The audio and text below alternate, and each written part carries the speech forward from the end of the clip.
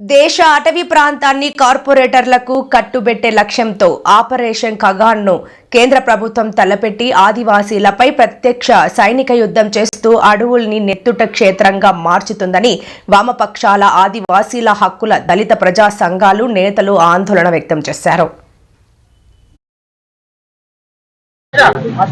ఉపాధ్యక్షుని ఈరోజు విశాఖపట్నంలో కేంద్ర ప్రభుత్వం సాగిస్తున్నటువంటి హత్యాకాండ ఏదైతే దండకారణ్యంలో ఉందో దాన్ని వ్యతిరేకిస్తూ రాష్ట్ర వ్యాప్తంగా వామపక్ష పార్టీలు, ప్రజా సంఘాలు, ఆదివాసీ సంఘాలు, దళిత సంఘాలు, హక్కుల సంఘాలు అన్ని కలిపి నిరసన కార్యక్రమాన్ని చేపట్టడం జరిగింది.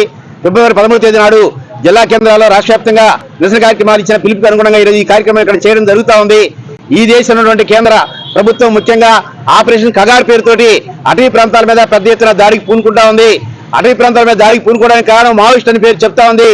కానీ వాస్తవానికి ఆదివాసీల్ని అడవి నుంచి ఖాళీ చేయించి అక్కడున్న భూమిని అంతా అక్కడున్న వనరులన్నింటినీ కూడా కేంద్ర ప్రభుత్వం ఆ కార్పొరేట్ శక్తిని కట్టబెట్టడానికి కుట్రపూర్వకమైన విధానాన్ని అనుసరిస్తా ఉంది. ఈ దేశంలో రాజ్యాంగం కానీ, ఈ దేశంలో ఆదివాసీ చట్టాలు కానీ, పర్యావరణ చట్టాలు కానీ ఈ కేంద్ర ప్రభుత్వ వైఖరిని ఏమాత్రం కూడా బలపరచడం లేదు. అలాంటి వాటిని కూడా ఉల్లంఘించి డైరెక్ట్ గా కేంద్ర హోంమంత్రి, కేంద్ర ప్రధానమంత్రి ఈ రోజు యొక్క హింసాకాండని, అమానుష హత్యాకాండని బలపరుస్తున్నటువంటి సందర్భం ఉంది. కాబట్టి సుప్రీంకోర్టు అనేది జోక్యం చేసుకుని వీళ్ళ మీద హత్యాకాండ కింద కేసులు నమోదు చేయాల్సిన అవసరం ఉంది.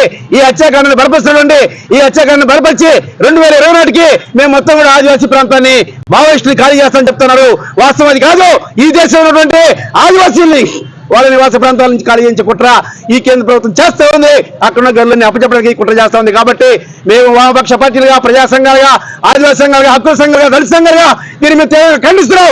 ఈ దేశ ప్రభుత్వమే అక్కడ ఆపరేషన్ కగార్ని విరమించాలని, అటవీ ప్రాంతం నుంచి సైనిక బలగాలని కూడా వెనక్కి రప్పించాలని డిమాండ్ చేస్తా ఉన్నాం. ఉపాధ్యక్షుని